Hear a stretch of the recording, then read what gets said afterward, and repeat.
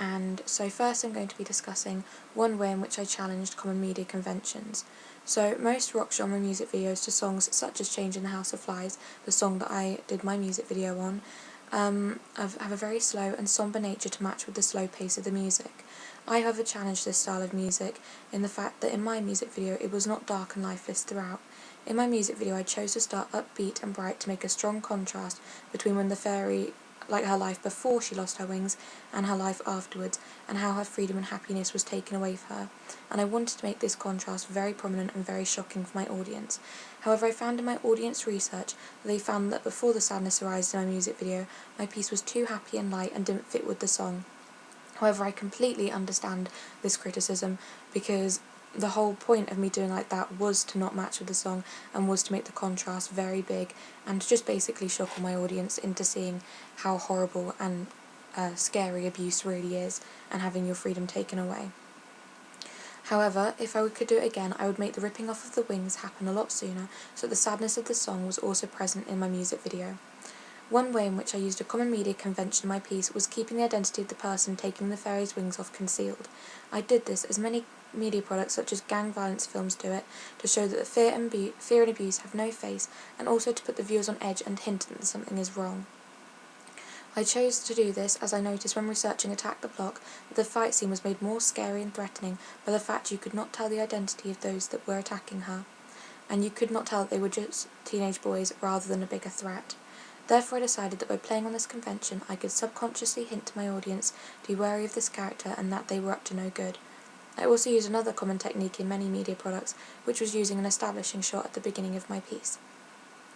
I used an establishing shot at the start of my music video to set the scene. I chose to do a hyperlapse to show the sun rising as my piece began, to symbolize light and happiness, and a hyperlapse of a sunset at the end to show that as the sun goes away, so does the fairy's freedom and happiness. One example of a successful establishing shot, which I will post a link to on my blog,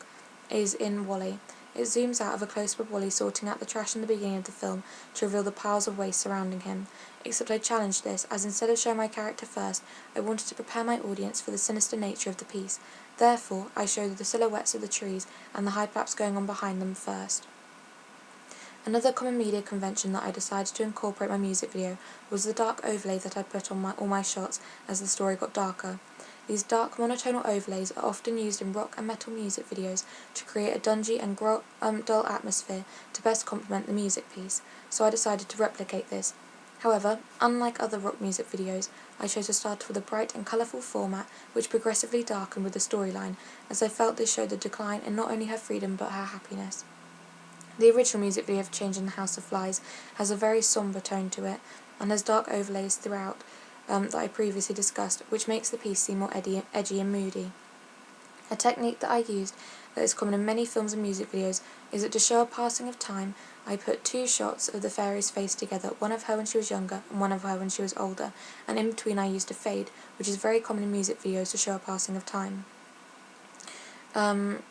This is similar to many music videos such as Trisha Paytas' Lost and Found, and for me I felt it was the most effective way to show the change in an age in a way that would be easy for the audience to understand, as I was using a consistent matter, which was the fairy's wings and the shot of the fairy's face, but I was using a different person and I was using the fade to show that it was time progressing. In conclusion, I used and developed and challenged forms and conventions present in real media products throughout my piece in a way that I felt be effective and also a way that I felt best convey the emotions I wanted to towards my audience. I hope this answered anything regarding question 3, which is about challenging, developing and using the forms and conventions of real media products. Thank you for listening.